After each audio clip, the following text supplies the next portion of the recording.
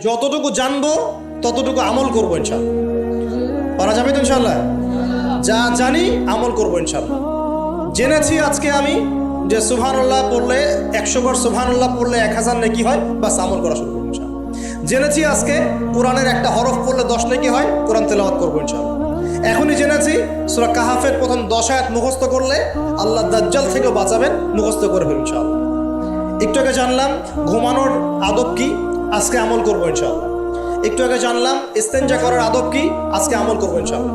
যা জানবো আমল করবো ইনশাআল্লাহ। পারা যাবে ইনশাআল্লাহ? এবং নিজে আমল করব, সবার আগে নিজের পরিবারে প্রতিষ্ঠা করব। আগে সমাজে তো দিব না, আগে কোথায় তো দিব? আগে পরিবারে।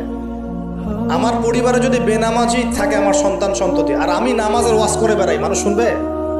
আমার পরিবারে আল্লাহ না করুক যদি নিজের বউ বেপর্দায় চলে, হ্যাঁ, আর আমি যদি আসে আপনাকে পর্দার ওয়াজ করে, আপনি শুনবেন? কোনোদিনও শুনবেন না।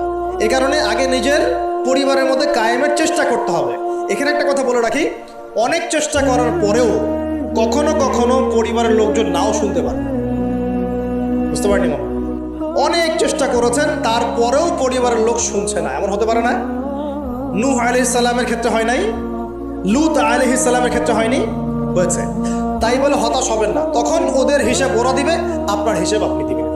আপনি আপনার মতো চেষ্টা করেছেন, আল্লাহ পাক তৌফিক এনায়েত করুন। পরিবারে প্রতিষ্ঠা করব আমল, এরপরে আমি সমাজে দাওয়াতি কাজ করব। দুটো কাজ করব, এক আমর বিল মারুফের কাজ করব, সবাইকে সৎ কাজে আদেশ করব, সৎ কাজে আদেশ করব। আর দুই তানহাউনা আনিল মুনকার ওয়া নাহি আনিল মুনকার, এই কাজ করব, মানুষকে আমি অন্যায় থেকে নিষেধ করব ইনশাআল্লাহ। কেন? কারণ আল্লাহ পাক সূরাতুল আলী ইমরানের 110 নম্বর আয়াতে বলেছেন, কুনতুম খায়রা উম্মাহ, তোমরা হচ্ছে শ্রেষ্ঠ জাতি। তোমরা মানে আমরা, উম্মতে মুহাম্মাদি। তোমাদের কাজ তিনটা। কুনতুম খায়রা উম্মাহ উখরিজাত লিন-নাস, তোমাদেরকে মানব জাতির কল্যাণের জন্য বের করা হয়েছে। তা'মুরুনা বিল মারুফ, তোমরা সবাই মানুষকে সৎ কাজে আদেশ করবে।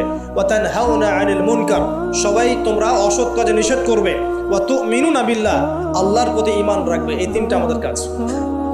আল্লাহ পাক আমাদের সবাইকে এই আমর বিল মারুফ নাহি আনিল মুনকার এই আমল করার তৌফিক দান করুন। এগুলো শেখার জন্য তাবলিগ জামাত একটা ভালো প্ল্যাটফর্ম।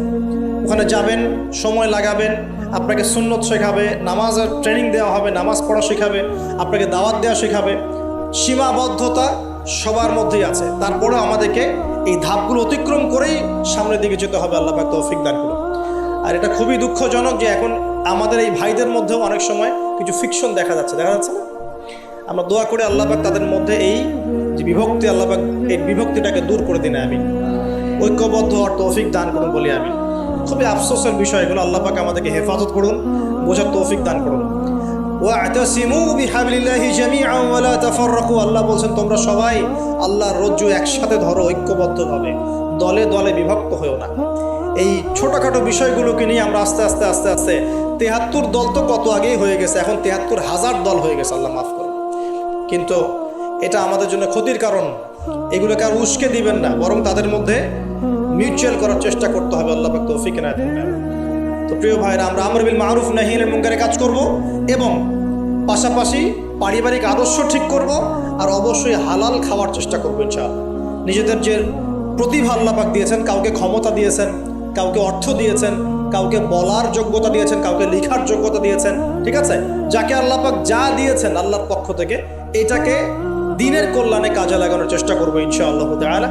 দেখবেন ইনশাআল্লাহ আবার সেই সোনালী দিন ফিরে আসবে ইনশাআল্লাহ, যেদিন আমরা নিজেরাও আমল করব, পরিবারও সুন্দর হবে, সমাজও সুন্দর হবে, ইসলাম এই জমিনেও বিজয়ী হবে ইনশাআল্লাহ, আর আখিরাতে তো জান্নাতে যাবো ইনশাআল্লাহ তাআলা।